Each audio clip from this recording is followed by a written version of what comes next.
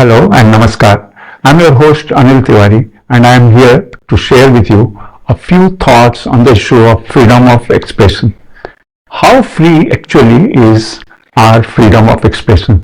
This question has once again come to limelight after the recent so-called student agitation in New Delhi.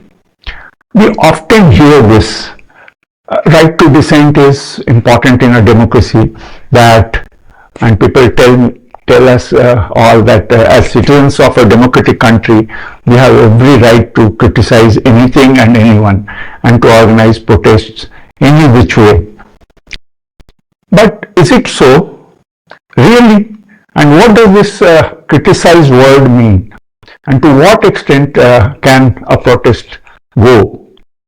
Yes, freedom of expression is one of the most fundamental rights guaranteed to every citizen of India. Article 19(1)(a) of our Constitution protects your right to speak, to criticize, to write, and to express dissent. Article 19(1)(b) protects our right to assemble peacefully and protest. But let me be very clear about something that is often misunderstood. No democracy in the world, not India, not the United States, not the United Kingdom, no country grants unrestricted freedom of expression to its citizens. Every right comes with a reasonable limit, and our Constitution says so very explicitly.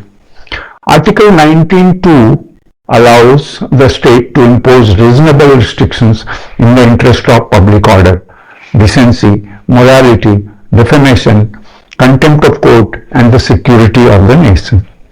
Our Supreme Court has upheld this balance again and again.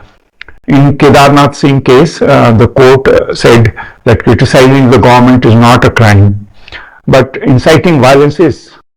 In Leela Maidan, the court protected peaceful protest, but also upheld that the state's duty to stop unlawful assembly is, it was upheld.